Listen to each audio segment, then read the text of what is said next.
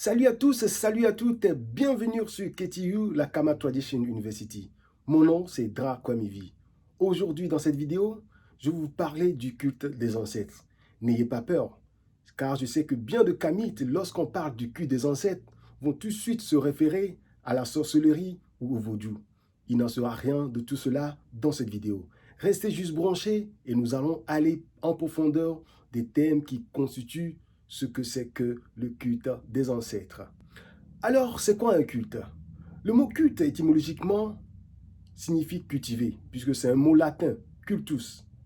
Cultiver, c'est comme vous cultivez une plante pour ses fruits et que vous avez besoin d'entretenir la plante en l'arrosant, en enlevant les mauvaises herbes et en faisant tout pour que la plante puisse grandir harmonieusement.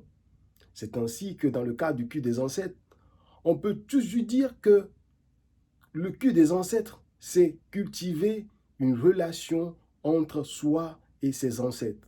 C'est garder, maintenir cette relation de sorte que ça puisse se perpétuer de génération en génération. Mais qui sont nos ancêtres? Nos ancêtres sont ceux qui sont nés avant nous. Ce sont nos devanciers. Ce sont des gens qui ont vécu avant nous. Anciens êtres, si vous voulez. Mais comment se pratique le culte des ancêtres?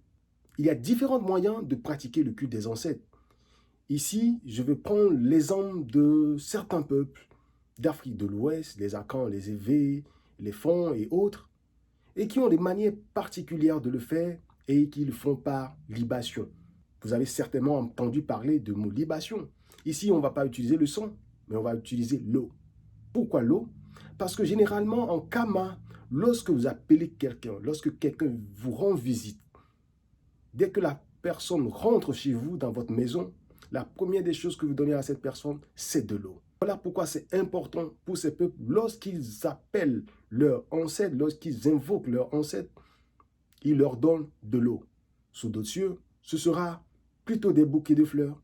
Ici, nous n'offrons pas des bouquets de fleurs à nos étrangers, mais de l'eau, pour leur souhaiter la bienvenue. Donc pour ces peuples, je disais, le culte des ancêtres se fait grâce à cette cérémonie qu'on appelle la libation. Mais avant, il faut des prérequis. D'abord, qui sont ces ancêtres? Ce sont des gens, comme je l'ai dit, qui ont vécu avant nous, des gens de notre famille, des gens qui ont vécu une vie exemplaire, des gens qui ont été un symbole pour la société, les gens qui ont été un symbole pour la famille. Donc ce sont ces gens-là qu'on invoque pendant le culte des ancêtres. Et il faut aussi dresser l'arbre généalogique de sa famille. Ceci étant, une fois l'arbre généalogique dressé, une fois que vous connaissez le nom de vos ancêtres, le nom de ces valeureux hommes et femmes qui ont fait l'histoire de votre famille, vous pouvez prendre de l'eau et là, on invoque les ancêtres, on leur dit ce qu'on leur dit merci.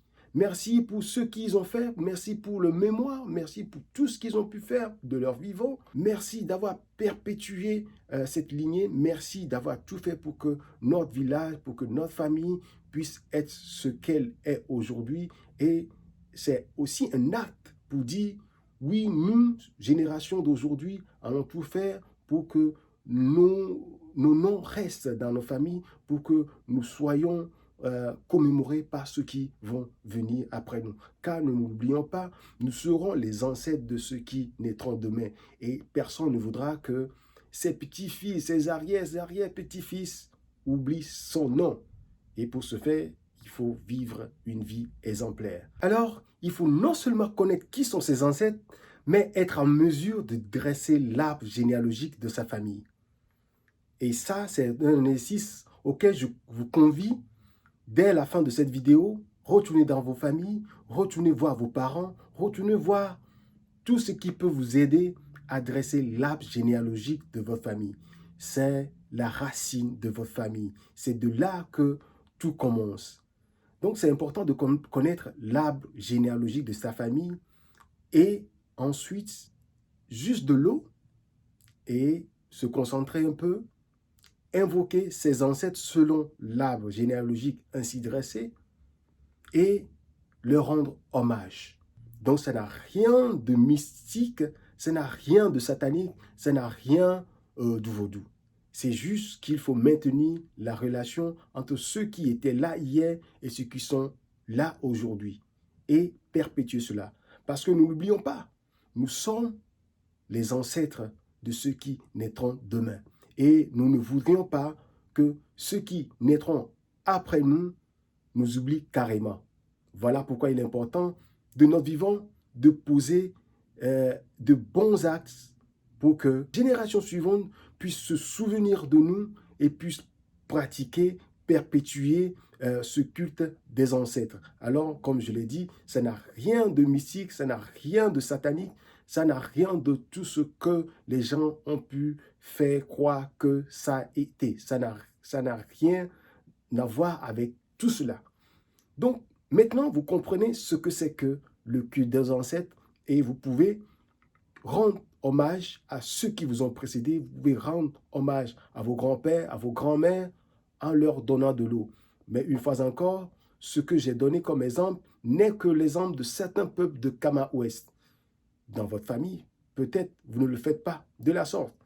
C'est important de vous renseigner et de commencer par rentrer en contact avec vos parents et aller un peu plus dans la profondeur de l'histoire de votre famille et ce faisant connaître plus cette histoire fabuleuse qu'est l'histoire des peuples de Kama.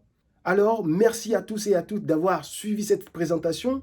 Je vous donne rendez-vous la prochaine fois, toujours sur KTU, la Kama Tradition University, pour une autre vidéo qui va toujours parler de Kama et de ses traditions.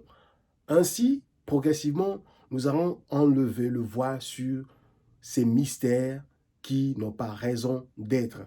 Aujourd'hui, à la lumière de la science, il faut que nous comprenions le schéma que nos ancêtres ont suivi sans que les autres ne viennent nous déraciner, nous dérailler du chemin qui est pourtant le bon chemin que nous devons suivre.